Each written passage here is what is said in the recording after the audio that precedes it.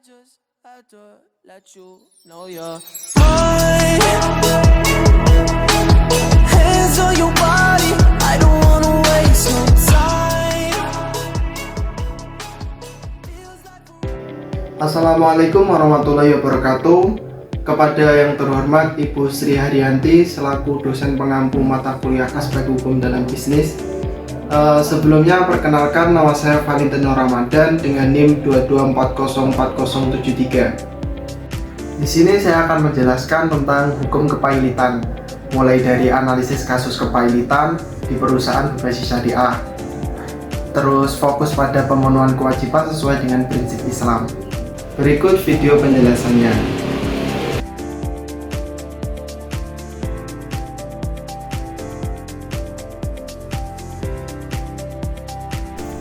Baik, saya akan menyampaikan tentang hukum kepailitan. Kepailitan adalah sebuah kondisi di mana perusahaan dinyatakan tidak mampu lagi memenuhi kewajiban keuangannya. Dapat terjadi pada berbagai jenis perusahaan, termasuk perusahaan berbasis syariah. Meskipun prinsip-prinsip syariah menekankan pada etika bisnis yang baik dan pengelolaan keuangan yang sehat, namun perusahaan syariah tetap tidak luput dari risiko kepailitan. Jadi, apabila perusahaan tidak mampu lagi untuk membayar kewajiban keuangannya, seperti tidak mampu membayar gaji karyawan, tidak mampu membayar sewa gedung, tidak mampu membayar utang-utang perusahaan, maka perusahaan tersebut dapat mengajukan pailit ke pengadilan niaga.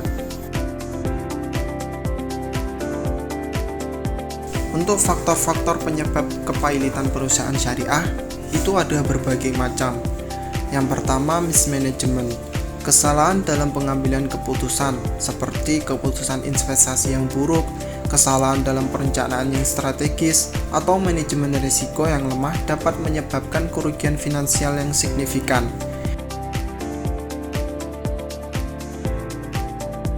Mismanagement yang kedua yaitu kurangnya kompetensi manajemen. Kurangnya keahlian dan pengalaman dalam bidang manajemen bisnis dapat menghambat pertumbuhan perusahaan. Faktor penyebab kepailitan perusahaan yang kedua itu ada persaingan bisnis yang ketat, dimulai dari persaingan harga. Tekanan persaingan harga dapat mengurangi margin keuntungan perusahaan. Yang kedua, inovasi produk yang lambat. Kegagalan dalam membangun produk atau layanan baru dapat membuat perusahaan kehilangan pangsa pasar. Yang ketiga, munculnya persaingan baru, misalnya pemain baru ke dalam pasar dapat meningkatkan persaingan dan mengurangi pangsa pasar perusahaan yang ada. Faktor penyebab kepailitan perusahaan yang ketiga itu ada pelanggaran prinsip syariah, seperti konflik kepentingan. Konflik kepentingan antara manajemen dan pemegang saham dapat mengarah pada tindakan yang merugikan perusahaan. Yang kedua, kurangnya transparansi. Kurangnya transparansi dalam pengelolaan keuangan dapat mengurangi kepercayaan investor. Yang ketiga, praktik riba.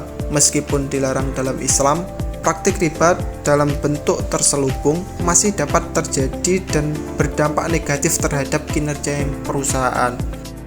Contoh perusahaan yang pailit itu ada Asuransi Jiwa Bumi Asih Jaya. Perusahaan asuransi syariah ini dinyatakan pailit oleh Pengadilan Niaga Jakarta Pusat pada tahun 2021. Penyebab kepailitannya yang pertama, mismanagement. Diduga adanya kesalahan dalam pengelolaan perusahaan termasuk dalam investasi dan pembayaran klaim. Yang kedua, likuiditas menurun. Perusahaan mengalami kesulitan dalam memenuhi kewajiban keuangannya, termasuk pembayaran klaim pada nasabah. Yang ketiga, pandemi COVID-19. Kondisi ekonomi yang memburuk akibat pandemi dipercaya turut memperparah kondisi keuangan. Atas kepailitan perusahaan asuransi Jiwa Bumi Asih Jaya, ada beberapa dampak yang ditimbulkan oleh perusahaan tersebut. Yang pertama, ribuan nasabah kehilangan sebagian atau seluruh dana yang telah diinvestasikan. Yang kedua, kasus ini akan menimbulkan keraguan di kalangan masyarakat terhadap industri asuransi syariah secara keseluruhan. Dan proses ini menyelesaikan kasus ini diperkirakan akan memakan waktu yang cukup lama. Dalil Al-Quran yang relevan pada kasus ini terdapat pada surat Al-Baqarah ayat 282.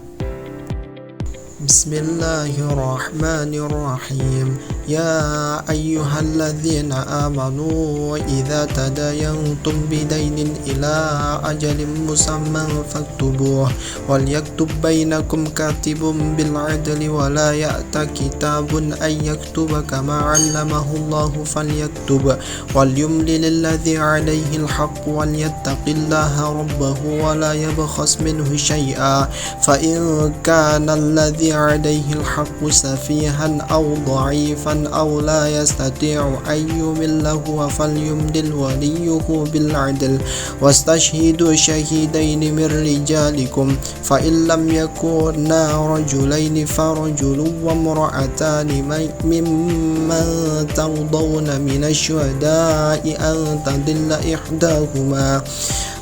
تضل إحداهما فتذكر إحداهما الأخرى ولا يأبى الشهداء إذا ما دعوا ولا تسأموا أن تكتبوه صغيرا أو كبيرا إلى أجله ذلكم أقسط عند الله وأقوم للشهادة وأدنى ألا ترتابوا إلا أن تكون تجارة حاضرة تديرونها بينكم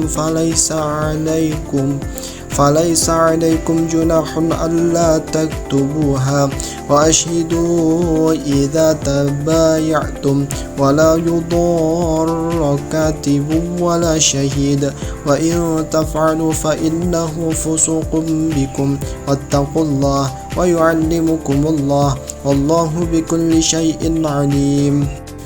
Yang artinya, wahai orang-orang yang beriman, apabila kamu berutang piutang untuk waktu yang ditentukan, hendaklah kamu mencatatnya. Hendaklah seorang pencatat di antara kamu menuliskannya dengan benar. Janganlah pencatat menolak untuk menuliskannya sebagaimana Allah telah mengajarkan kepadanya. Hendaklah dia mencatatnya dan orang yang berutang itu mendiktekannya. Hendaklah dia bertakwa kepada Allah Tuhannya dan janganlah dia menguranginya sedikit pun. Jika yang berutang itu orang yang kurang akalnya, lemah keadaannya, atau tidak mampu mendiktekannya sendiri, hendaklah walinya mendiktekannya dengan benar. Mintalah kesaksian 2 orang saksi laki-laki di antara kamu. Jika tidak ada saksi 2 orang laki-laki, boleh seorang laki-laki dan 2 orang perempuan di antara orang-orang yang kamu sukai dari para saksi yang ada, sehingga jika salah seorang saksi perempuan lupa, yang lain mengingatkannya. Janganlah saksi-saksi itu menolak apabila dipanggil. Janganlah kamu bosan mencatatnya sampai batas waktunya, baik utang itu kecil maupun besar. Yang demikian itu lebih adil di sisi Allah, lebih dapat menguatkan kesaksian dan lebih mendekatkan kamu pada ketidakraguan, kecuali jika hal itu merupakan perniagaan tunai yang kamu jalankan di antara kamu. Maka tidak ada dosa bagi kamu jika kamu tidak mencatatnya. Ambillah saksi apabila kamu berjual beli dan janganlah pencatat mempersulit atau dipersulit, begitu juga saksi. Jika kamu melakukan yang demikian, sesungguhnya hal itu suatu kefasikan padamu. Bertakwalah kepada Allah. Allah memberikan pengajaran kepadamu dan Allah Maha mengetahui segala sesuatu.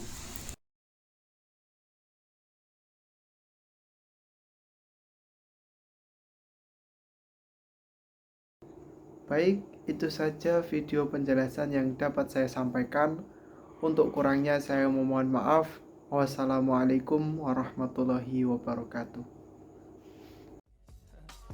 I just had to let you know you're